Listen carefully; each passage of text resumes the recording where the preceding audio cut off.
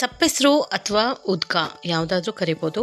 ಬಿಸಿ ಮುದ್ದೆ ಜೊತೆ ಇದು ಒಂದು ಒಳ್ಳೆ ಕಾಂಬಿನೇಷನು, ಆರೋಗ್ಯಕ್ಕೂ ತುಂಬ ಒಳ್ಳೆಯದು. ಇದನ್ನು ಮಾಡೋದು ಸುಲಭ. ಈ ಸೀಸನಲ್ಲಿ ಇದನ್ನು ಮಾಡೋಕೆ ಚೆನ್ನಾಗಿರುತ್ತೆ. ಇಲ್ಲಿ ಒಂದು ಕುಕ್ಕರ್ ತೊಗೊಂಡು ಟೀ ಕಪ್ಪಲ್ಲಿ 1.5 ಕಪ್ಪಷ್ಟು ಬೇಳೆ ಹಾಕ್ತಾಯಿದ್ದೀನಿ, ತೊಗರಿ ಬೇಳೆ. ಇದನ್ನು ಚೆನ್ನಾಗಿ ತೊಳೆದು ಇದಕ್ಕೆ 1-2 ಲೋಟದಷ್ಟು ನೀರು ಹಾಕ್ಕೊಳ್ಳೋಣ. ಇದನ್ನು ಬೇಯಿಸೋಕಿಡೋಣ. ಒಂದು 1/4 ಚಿಟಿಕೆಯಷ್ಟು ಅರಿಶಿನ ಪುಡಿ, ಸ್ವಲ್ಪ ಉಪ್ಪು ಹಾಕ್ಕೊಂಡು ಕುಕ್ಕರ್ಲಿ ಕ್ಲೋಸ್ ಮಾಡಿ 1 ಅಥವಾ 2 ವಿಸಿಲ್ ಬರ್ಸ್ಕೊಂಡ್ರೆ ಸಾಕು. ಬೇಳೆ ಕರೆಕ್ಟಾಗಿ ಬೆಂದಿರುತ್ತೆ. ಇದು ಅಡವಿ ಸೊಪ್ಪು ಅಂತಾರೆ ನಮ್ಮ ಕಡೆ. ಇದು ಮಳೆ ಬಂದಾಗ ಚೆನ್ನಾಗೇ ಸಿಗುತ್ತೆ ಇದು ಸೊಪ್ಪು. ಇದನ್ನು ತೊಗೊಂಡು ನೀಟಾಗಿ ತೊಳ್ಕೊಂಡು ಚಿಕ್ಕದಾಗಿ ಕಟ್ ಮಾಡಿ ಇಟ್ಕೊಂಡಿದ್ದೀನಿ. ಇಲ್ಲಿ ಹಸಿಮೆಣ್ಸಿನ್ಕಾಯಿ, ಈರುಳ್ಳಿ, ಸೊಪ್ಪು ಒಗ್ಗರಣೆಗೆ ಇದು ಉದ್ಕ ಮಾಡಲಿಕ್ಕೆ 4 ಟೊಮೊಟೊ, 2 ಬದನೆಕಾಯಿ, ನಿಮ್ಮ ಖಾರಕ್ಕೆ ತಕ್ಕನಾಗಿ 15 ಮೆಣಸಿನ್ಕಾಯಿ ತೊಗೊಂಡಿದ್ದೀನಿ. ನಾನಿಲ್ಲಿ ಬೆಳ್ಳುಳ್ಳಿ ತೊಗೊಂಡಿದ್ದೀನಿ. ಕೂಗಿ ತಣ್ಣಗಾಗಿದೆ ಈ ಕುಕ್ಕರು. ಈಗ ಬೇಳೆ ಬಂದಿದೆಯಾ ನೋಡೋಣ. ನೋಡಿ, ಬೇಳೆ ಈ ಥರ ಹರಡ್ಕೋಬೇಕು. ತುಂಬ ಬೇಯಬಾರ್ದು ಬೇಳೆ.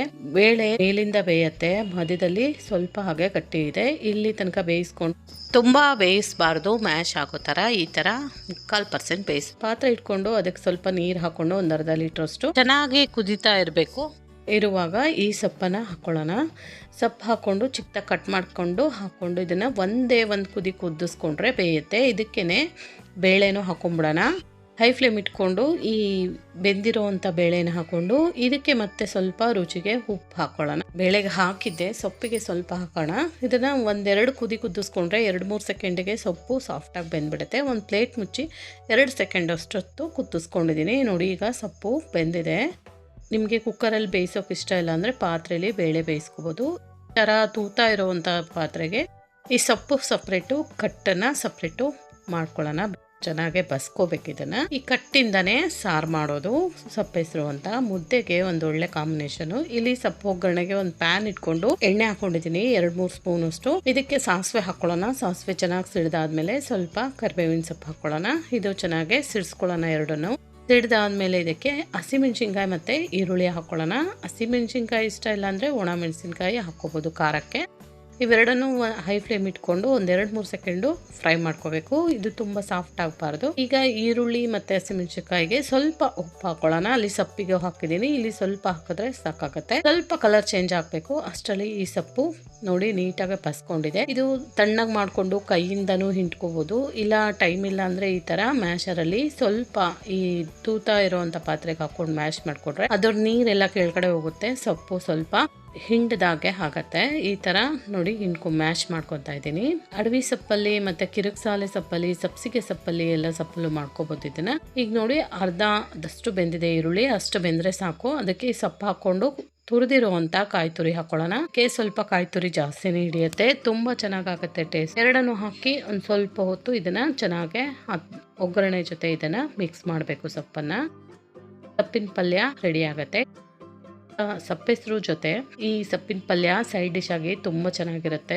ಇದ್ರ ರುಚಿ ಇಂದೋರೆ ಬಲ್ಲ, ಹಾಗೆ ಟೇಸ್ಟ್ ತುಂಬ ಚೆನ್ನಾಗಿರುತ್ತೆ. ಯಾರು ಈ ಉಪ್ಸಾರನ ಬೇಡ ಅನ್ನೋಲ್ಲ. ಈ ಸೊಪ್ಪು ಪಲ್ಯ ರೆಡಿ ಆಗಿದೆ. ಇದನ್ನು ಸೈಡಿಗೆ ಇಟ್ಕೊಂಡು ಇಲ್ಲಿ ಬಸ್ಕೊಂಡಂಥ ಕಟ್ಟನ್ನು ಬೇರೆ ಪಾತ್ರೆಗೆ ಹಾಕೊಳ್ಳೋಣ. ಇಲ್ಲಿ ಮೇಲೆ ತಿಳಿ ಭಾಗನ ತೆಕ್ಕೊಂಡು ತಳದಲ್ಲಿ ಗಟ್ಟಿ ಇರುವಂಥದ್ದಕ್ಕೆ ಇದನ್ನು ಮಾಡಿದ್ರೆ ಉಪ್ಸಾರನ್ನ ಚೆನ್ನಾಗಾಗುತ್ತೆ. ಇಲ್ಲಿ ನೋಡಿ, ಬೇಳೆ ಕಟ್ಟು ರೆಡಿ ಆಗಿದೆ. ಇದು ತಣ್ಣಗಾಗಬೇಕು. ಅಷ್ಟರಲ್ಲಿ ಉಪ್ಸಾರು ಅಥವಾ ಸಪ್ಪೆಸರಿಗೆ ಒಂದು ಬಾಣಲಿ ಇಟ್ಕೊಂಡು ಒಂದು 15 ಹಸಿಮೆಣ್ಸಿನ್ಕಾಯಿ ಹಾಕೊತಾ ಇದ್ದೀನಿ. ಹಾಕೊಂಡು 1-2 ಸ್ಪೂನ್ ಆಯಿಲ್ ಹಾಕೊಂಡು ಚೆನ್ನಾಗಿ ಹುರ್ಕೊಳ್ಳೋಣ. ಇಲ್ಲಿ ಬದನೆಕಾಯಿನ ಸುಟ್ಕೋಬೇಕು.